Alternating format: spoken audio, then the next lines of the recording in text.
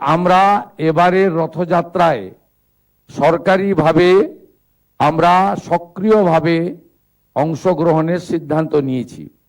মুখ্যমন্ত্রীর সাথে সাথে আমার হাতে তথ্য সংস্কৃতি দপ্তর রয়েছে। এই দপ্তরের মাধ্যমে আমরা পশ্চিমবঙ্গের ৭৫টি ঐতিহ্যবাহী রথযাত্রার যে মেলা হয়, মিলন উৎসব হয়, সেখানে আমরা সেবা কেন্দ্র স্থাপন করার সিদ্ধান্ত নিয়েছি। তথ্য সংস্কৃতি দপ্তরের পরিচালনায় এই সেবা কেন্দ্রগুলিতে পুণ্যার্থী এবং যে সমস্ত দর্শকরা আসবেন, ভক্তমণ্ডলীকে ন্যূনতম পরিষেবা প্রদান করা হবে রাজ্যের ৭৫টি জায়গায়। এতে পুরসভা, জেলা প্রশাসন, জেলা পুলিশ এবং সংশ্লিষ্ট রথযাত্রা কমিটিকে যুক্ত করে আমরা করছি। আমরা যে সমস্ত রথযাত্রাগুলি দশকের পর দশক ধরে হয়, প্রাথমিকভাবে এমন প্রায় ৬০টি রথযাত্রা কমিটিকে আমরা ৫ লক্ষ টাকা করে সরকারি সহায়তা আজকে প্রদান করব। এটি আমাদের অংশগ্রহণ। এক্ষেত্রে প্রথম বছর তালিকা তৈরিতে কোনো যদি ত্রুটি থেকে থাকে আপনারা ক্ষমা সুন্দর দৃষ্টিতে দেখবেন। আগামী দিনে আপনারা যদি তথ্য সংস্কৃতি দপ্তরের আধিকারিক তথা জেলা শাসকদেরকে জানান, আগামী দিনে আমরা ত্রুটিপূর্ণ তালিকা তৈরি করার চেষ্টা করব। কিন্তু এটি একটি শুরু, এটা অনেক দূর যাবে। আজকে যে বৃক্ষটি রোপিত হলো রথযাত্রাকে কেন্দ্র করে, আগামী দিনে সেটা ময়ূরীয় পরিণত হবে। এটাকে একটি ঐতিহ্য এবং উৎসবে আমরা পরিণত করার চেষ্টা করব ধীরে ধীরে।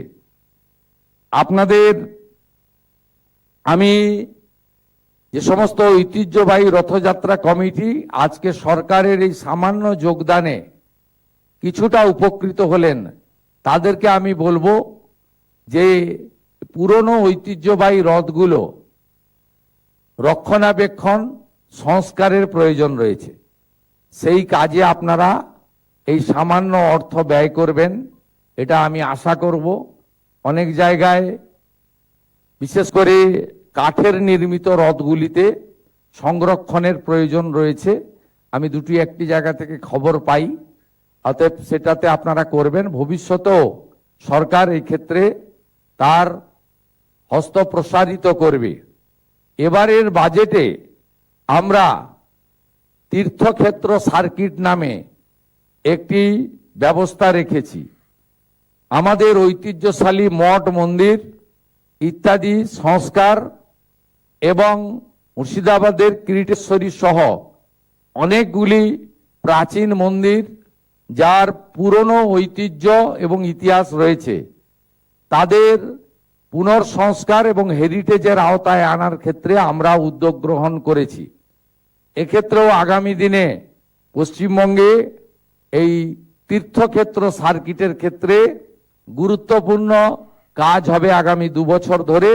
এজন্য প্রাথমিকভাবে এই বর্ষে 1000 কোটি টাকা আমরা ধর্মীয় স্থানগুলিকে রক্ষণাবেক্ষণ, সংরক্ষণ, উন্নতি করার জন্য 1000 কোটি টাকা আমরা বরাদ্দ করেছি। আমরা ভারত সেবাশ্রম সংঘের হসপিটালগুলিকে আয়ুষ্মান ভারতের এনলিস্টের মধ্যে অন্তর্ভুক্ত করেছি। আমরা রামকৃষ্ণ মঠ ও মিশন পরিচালিত বিভিন্ন বিদ্যালয়, বিশ্ববিদ্যালয়, কৃষি বিদ্যালয়, তাদের যে কিছু প্রস্তাব ছিল সেই প্রস্তাব আমরা গ্রহণ করেছি।